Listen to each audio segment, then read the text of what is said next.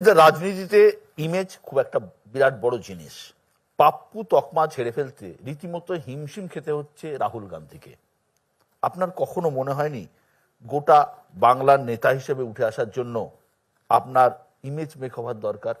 যেমন গরুর দুধে সোনা পাওয়া যাওয়ার মতো মন্তব্য আপনি করছেন। দেখুন, ইমেজ আজকাল তৈরি করা হয়, ইমেজ বিল্ডিং বলে একটা কথা আছে, রাজনীতিতে আছে, অন্য জায়গায়ও আছে। আমি কখনো ইমেজ বিল্ডিং করার চেষ্টা করিনি। অনেকে আমাকে বুঝিয়েছে, যখন আমার পপুলারিটি বেড়েছে, লোকে ভাবছে দিলীপ ঘোষ কি বললো, আপনি ডাকছেন, আমাকে বলছে এই সব বললে কিন্তু ইমেজ খারাপ হয়ে যাবে। আমি ভাই, আগে তো ইমেজ হোক, তারপর ভালো খারাপ হবে। যারা কোনো ইমেজই নেই তার ভালো খারাপ। অনেকে ইমেজের ভয়ে মরে গেল, জীবনে কিছু করলোই না। দিলীপ ঘোষ ওই লাইনের লোক নয়। আমার ইমেজ লোকে জেনে গেছে, আমি পাল্টাবারও চেষ্টা করিনি। আমি বলবো তোমাকে যদি আমাকে গ্রহণ করতে হয়, আমি যেমন আছি তেমনই গ্রহণ করতে হবে। দিলীপ ঘোষ আর পাল্টাবে না। স্ট্রেট কাট বলবে, সোজা কথা বলবে, চোখে চোখ রেখে কথা বলবে। যদি এই জিনিস তোমার দরকার থাকে নাও, নাহলে বাজারে থাক, যার দরকার সে নাও। আপনি কি বিশ্বাস করেন গরুর দুধে সোনা পাওয়া যায়? বিশ্বাস করি না, এটা বিজ্ঞান। আজ বিদেশে রিসার্চ হচ্ছে, আমাদের দেশে কোনো রিসার্চই হয় না। আর যে ব্যাটারা হাল্লা করছে, দুধ হজম করতে পারে না, সে সোনা থাকার রূপক তো তার বাপের কি যায় আসে। দিলীপ ঘোষ খায়, দুধ হজম করার চেহারা সোনার মতো আছে। দীপদা, রাজনীতিতে আপনার কোনো বন্ধু আছে?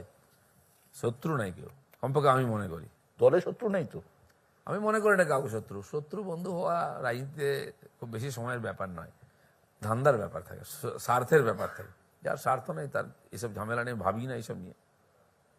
আর পাল্টাতে আজ শত্রু কাল বন্ধু, পরশুদিন আবার শত্রু হতে পারে, যদি লেনদেনে কম হয়ে যায় একটু, বা আপনি তার কথা না শোনেন। আমি পরোয়া করি না এইসব। মমতাদি সম্বন্ধে আপনি কি বলবেন? মমতা বন্দ্যোপাধ্যায় সম্বন্ধে? মমতাদি প্রতিষ্ঠিত নেত্রী, তিনি তার পরিশ্রমের দ্বারা যা যেখানে পৌঁছেছেন, কেউ মানুক আর না মানুক।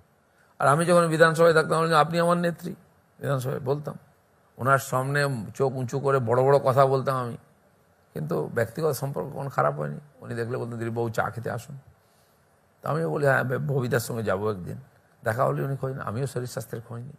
উনি বিরোধী নেত্রী, যতটা তার মধ্যে সম্পর্ক ঠিক রাখা হয় সেটাই আছে, ব্যক্তিগত কখনো দূরত্ব নাই। একটা জিনিস আপনার দুজনের মধ্যে মিল আছে, উনি যে ভাষায় কথা বলেন আপনিও সে ভাষায় কথা বলেন। মানুষ এই ভাষা কি বোঝে? তাহলে তো দুজন রিয়েক্ট হয়ে যেতাম। হয়তো এটা আজকের প্রয়োজনে হয়েছে, কিন্তু অনেক কিছু ঠিক নেই, পরিবর্তন হওয়া উচিত।